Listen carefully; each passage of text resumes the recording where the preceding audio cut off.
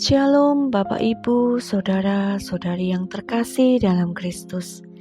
Hari ini kita akan menggali lebih dalam firman Tuhan dari Markus 10 ayat 32 sampai dengan 45. Perikop ini berbicara tentang perjalanan Yesus menuju Yerusalem dan ajarannya tentang pelayanan dan kerendahan hati. Marilah kita merenungkan setiap ayat dengan seksama dan melihat bagaimana kita dapat menerapkannya dalam kehidupan kita sehari-hari. Kita akan membagi bacaan ini menjadi 3 pembahasan. Yang pertama yaitu tentang nubuat penderitaan, kematian, dan kebangkitan Yesus. Yang kedua tentang permintaan 2 murid terdekat Yesus, yaitu Yakobus dan Yohanes. Yang ketiga tentang pelayanan yang sejati. Mari kita bahas yang pertama tentang nubuat penderitaan, kematian, dan kebangkitan Yesus. Pembahasan ini dari ayat 32. Yesus kembali memimpin murid-muridnya dalam perjalanan menuju Yerusalem. Dikatakan bahwa Yesus akan menghadapi penderitaan dan kematiannya. Di video sebelumnya, kita sudah bahas tentang pengungkapan kematian dan kebangkitan Yesus sebanyak 2 kali, yaitu pada Markus 8 ayat 31 sampai dengan 33, dan Markus 9 ayat 30 sampai dengan 32. Pada bacaan Markus 10 ini, Yesus menjelaskan untuk ketiga kalinya, dan ia menambahkan beberapa rincian yang jelas tentang bagaimana ia akan melakukannya. Jadi, ada 3 kali perkataan Yesus tentang kematiannya yang disampaikan pada Injil Markus ini. Para murid merasa heran dan takut karena mereka tahu bahwa ancaman bagi Yesus semakin nyata. Yesus dengan keteguhan hati menubuatkan penderitaan yang akan dia alami, menegaskan bahwa penderitaan dan kematiannya adalah bagian dari rencana keselamatan Allah. Pada ayat 34 bacaan ini dijelaskan, dia akan menderita, diejek, diludahi, dicambuk, dan akhirnya dari hal ini kita bisa melihat bahwa Yesus tahu betul apa yang akan terjadi. Apa yang bisa kita ambil dari momen yang dialami Yesus pada saat itu? Yang pertama, keteguhan hati Yesus dalam menghadapi penderitaan. Yesus tahu apa yang akan terjadi dan tetap maju menuju Yerusalem untuk menggenapi tugasnya dari Bapa, untuk memenuhi misi penyelamatan bagi dunia ini. Yang kedua, pengetahuan Yesus tentang penderitaan ini. Yesus menyampaikan tentang penderitaannya yang akan dialami ini. Ini menunjukkan bahwa penderitaannya bukanlah kebetulan, tetapi bagian dari rencana Allah untuk keselamatan kita. Nubuat tentang ini ada pada kitab Yesaya, yaitu di Yesaya 53 ayat 5 dijelaskan bahwa tetapi ia dilukai karena dosa-dosa kita dan didera karena kejahatan kita. Ia dihukum supaya kita diselamatkan, karena bilur-bilurnya kita disembuhkan. Juga ada dalam Yesaya 50 ayat 6. Aku memberi punggungku kepada orang-orang yang memukul aku, dan pipiku kepada orang-orang yang mencabut janggutku. Aku tidak menyembunyikan mukaku ketika aku dinodai dan diludahi. Yang ketiga, penyertaan Yesus bagi para murid. Yesus mengungkapkan penderitaannya kepada murid-muridnya untuk mempersiapkan mereka, mengajarkan bahwa dalam perjalanan iman kita juga harus siap menghadapi tantangan dan penderitaan. Sedikit untuk bahan refleksi kita. Semisal Tuhan bisa memberitahukan kepada kita kapan tepatnya kita akan meninggal dan bagaimana kita meninggal, juga penderitaan apa yang akan kita alami sebelum meninggal. Apakah kita sudah siap mengenai hal itu? Tentu saja kita akan memiliki respon yang campur aduk dan mungkin akan diselimuti rasa takut, cemas, dan itu pasti akan menjadi pengalaman yang sangat sulit dan menyakitkan. Merasa sedih, khawatir, dan mungkin juga akan merasa bingung. Itu adalah respons yang sangat wajar bagi kita. Misal kita ada di dalam situasi saat itu. Inilah yang membuat Yesus begitu luar biasa. Dia tahu dia akan menderita dan mati. Tetapi dia tidak berlarut-larut dalam semua ini. Malahan, Yesus tetap memimpin murid-muridnya dan memberitahukan banyak hal apa yang akan terjadi dan bagaimana para murid harus bersikap. Yesus memberikan pengharapan bahwa dia sanggup lolos dari maut dan akan bangkit dari kematian. Rasul Paulus juga pernah berkata, hidup adalah Kristus dan mati adalah keuntungan. Hidup di dunia adalah sementara. Hidup kita bagaikan air yang kita genggam. Air yang kita genggam akan mengalir keluar melalui sela-sela jari kita dan lama-kelamaan akan habis sampai tangan kita kosong. Air ini adalah ibarat hidup kita dari lahir sampai mati. Kehidupan selalu terlepas dari tangan kita bersama dengan semua yang kita sayangi. Tapi kerajaan Allah yang untuknya sebenarnya kita harus hidup adalah seperti sisa air di laut. Kita hidup demi segenggam air, dan air begitu mudah lolos lewat jemari kita. Namun, kita yang mengikuti Yesus Kristus harus hidup demi lautan yang tak terbatas itu. Yang kedua, permintaan Yakobus dan Yohanes.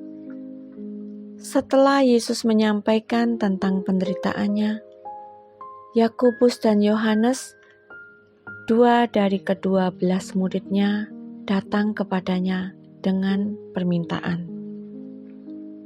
Mereka meminta supaya bisa duduk di sebelah kanan dan kirinya saat dia memasuki kemuliaannya. Sama seperti kita melihat keyakinan dan tekad dalam diri Yesus, kita juga melihatnya dalam Yakobus dan Yohanes. Permintaan ini menunjukkan bahwa mereka masih belum sepenuhnya memahami misi Yesus dan kerajaannya. Mereka mungkin memahami kemuliaan sebagai sesuatu yang terkait dengan kekuasaan duniawi tanpa sepenuhnya mengerti bahwa perjalanan Yesus menuju kemuliaan akan memulai penderitaan dan kematian. Apakah para murid memperhatikan ramalan sengsara Yesus dari beberapa ayat sebelumnya? Pada bacaan ini tidak dijelaskan bahwa para murid paham akan maksud ucapan Yesus. Mereka kurang peka terhadap apa yang terjadi di sekitar mereka dan cenderung mengejar ambisi egois mereka sendiri. Apa yang bisa kita lihat dari sini, dari dua murid Yesus ini? Ketika kepercayaan diri menjadi kesombongan dan keyakinan akan pengertian diri sendiri menjadi kesempitan, lalu bagaimana dengan tanggapan Yesus akan permintaan dua muridnya ini? Yesus menjawab dengan sebuah pertanyaan. Dapatkah kamu meminum cawan yang aku minum, ataukah kamu dibaptis dengan baptisan yang dengannya aku dibaptis? Namun sebenarnya dia berbicara tentang cawan penderitaan, bukan cawan kemenangan. Ini bukanlah baptisan berkat, melainkan baptisan penderitaan dan kesakitan. Penjelasan tentang cawan ini dibahas oleh Markus di bab 16, yaitu 6 bab setelah peristiwa ini, yaitu pada saat Yesus berdoa di Taman Getsemani sesaat sebelum penangkapannya. Yesus sebagai manusia sejati dan juga anak Allah mengungkapkan kerentanan dan kemanusiaannya di dalam doanya. Dia menyatakan keinginannya yang jujur kepada Bapanya, menyatakan bahwa cawan penderitaan yang dia hadapi adalah suatu hal yang sangat berat. Meskipun Yesus berharap agar cawan penderitaannya dihapus darinya, dia tetap menyerahkan dirinya kepada kehendak Bapanya yang lebih tinggi. Oleh sebab itu, Yesus berkata, "Ya Aba, ya Bapa, tidak ada yang mustahil bagimu. Ambillah cawan ini daripadaku, tetapi janganlah apa yang aku kehendaki, melainkan apa yang Engkau kehendaki." Terdapat juga di dalam Lukas 22 ayat 42. Yesus berkata, "Ya Bapakku, jikalau Engkau mau, ambillah cawan ini daripadaku. Tetapi bukanlah kehendakku, melainkan kehendak-Mu lah yang terjadi." Yesus taat kepada rencana keselamatan Allah Bapa di surga. Dia memperlihatkan contoh yang luar biasa dalam menerima kehendak Bapanya. Meskipun itu berarti harus menghadapi penderitaan dan kematian di atas kayu salib. Ungkapan ini memberikan pengajaran yang penting bagi para pengikut Yesus, khususnya Yakobus dan Yohanes, tentang perihal cawan yang dimaksud Yesus. Ini juga mengajarkan kita tentang pentingnya untuk menyerahkan diri kepada kehendak Allah dalam segala hal, bahkan ketika kita menghadapi cobaan, penderitaan, atau ketidakpastian di dalam kehidupan kita. Seperti Yesus, kita pun dipanggil untuk mengutamakan kehendak Bapa di surga di atas keinginan pribadi kita sendiri. Kemudian tentang dibaptis dengan baptisannya, baptisan di sini juga memiliki makna simbolis yang mendalam. Ini tidak hanya mengacu pada baptisan air fisik yang dilakukan oleh Yohanes Pembaptis pada masa itu, tetapi lebih pada pengalaman spiritual dan komitmen yang dalam terhadap Yesus Kristus. Dibaptis dengan baptisannya berarti mengalami kesatuan dengan Kristus dalam kematian dan kebangkitannya, serta berkomitmen untuk mengikutinya dengan setia, bahkan jika harus menghadapi penderitaan dan pengorbanan. Demikian gambaran apa yang ditanyakan Yesus perihal kesediaan dua muridnya ini untuk meminum cawan dan dibaptis dengan baptisannya. Kemudian, mari kita lihat apakah Yakobus dan Yohanes mengetahui hal ini. Tanpa pikir panjang, mereka dengan berani menyatakan, "Kami dapat." Sebelumnya kita sudah mengetahui gambaran maksud Yesus tadi. Mari sekarang kita lanjutkan tentang pembahasan dari kemantapan jawaban para murid Yesus ini. Jawaban "Ya, kami dapat" dari para murid Yesus mungkin mencerminkan rasa percaya diri atau ketegasan mereka pada saat itu. Mereka mungkin mengira bahwa mereka bisa menghadapi apapun yang mungkin mereka hadapi bersama Yesus. Namun, mereka mungkin belum sepenuhnya memahami arti sebenarnya dari apa yang mereka katakan. Jawaban ini juga mencerminkan semangat mereka untuk berada di samping Yesus dan menunjukkan kesetiaan mereka kepadanya. Mereka menganggap diri mereka mampu untuk mengikuti Yesus dalam pengorbanan apapun yang mungkin harus mereka lalui. Namun, dalam konteks keseluruhan, jawaban ini juga mengungkapkan kurangnya pemahaman mereka tentang penderitaan dan pengorbanan yang akan mereka hadapi sebagai pengikut Yesus.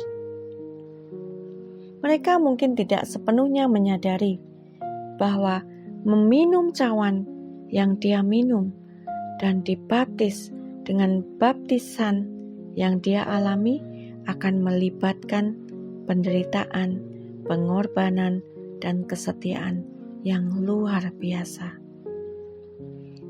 Mari kita lanjutkan kepada perkataan Yesus.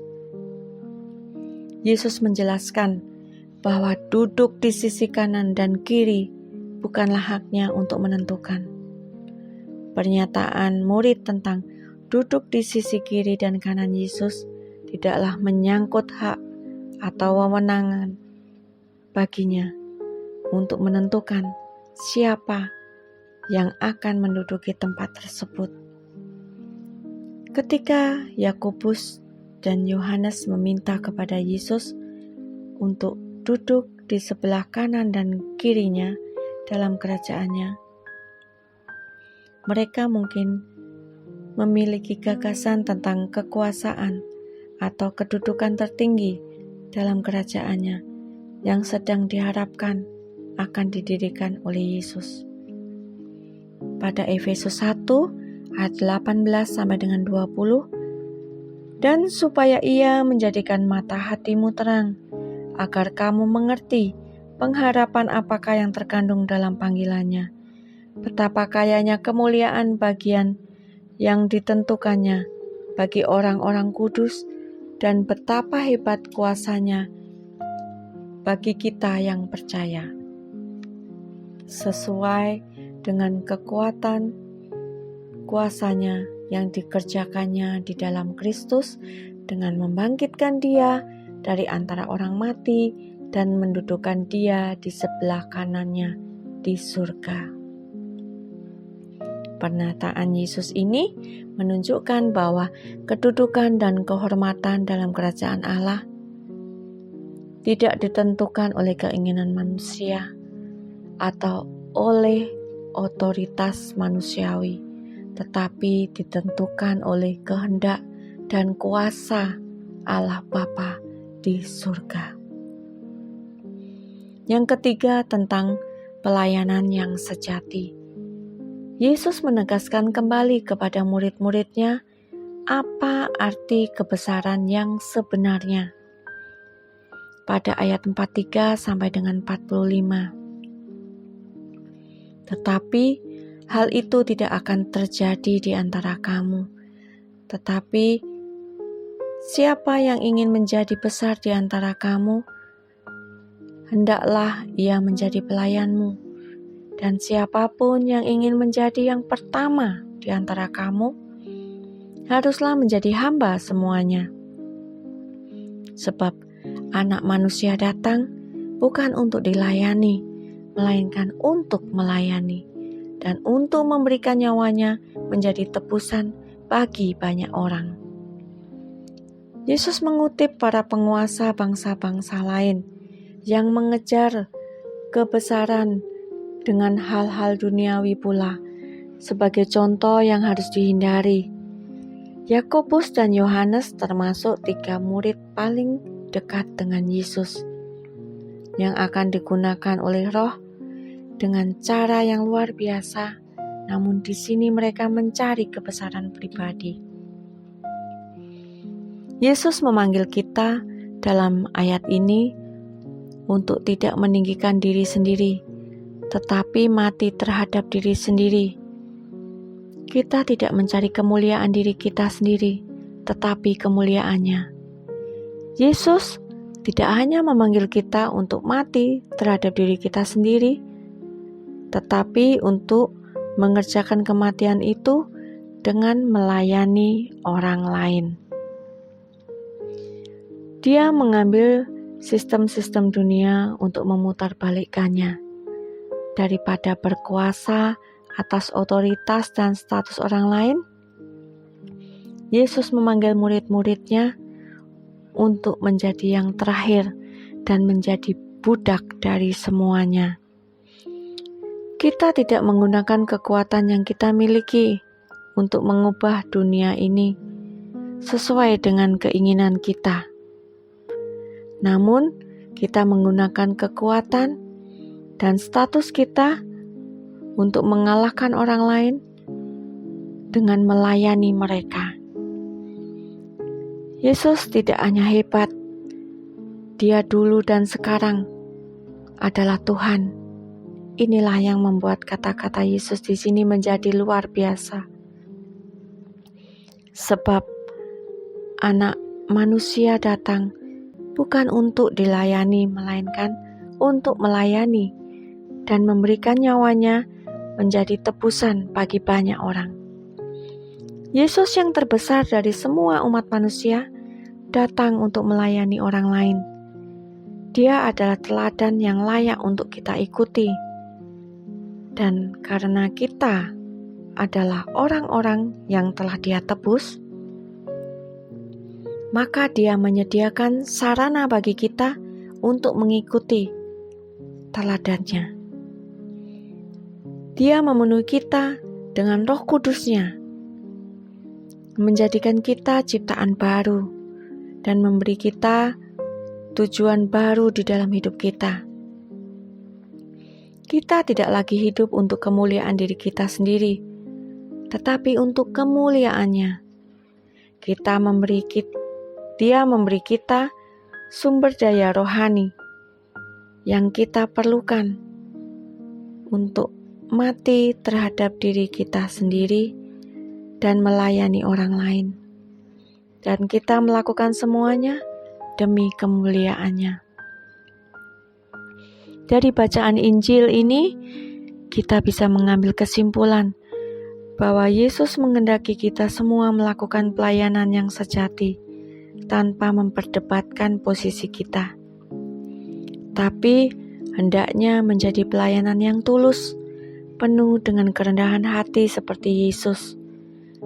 Karena Anak Manusia datang bukan untuk dilayani, tetapi untuk melayani dan memberikan hidupnya sebagai tebusan bagi banyak orang untuk menjadi yang terbesar dalam kerajaan Allah.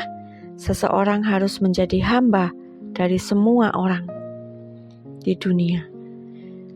Para pemimpin sering menggunakan kekuasaan mereka untuk menguasai orang lain.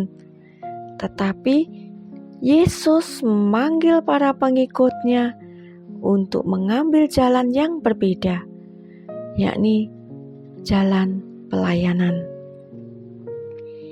Ini adalah panggilan untuk menempatkan kebutuhan orang lain di atas kepentingan pribadi dan menunjukkan kasih melalui tindakan nyata.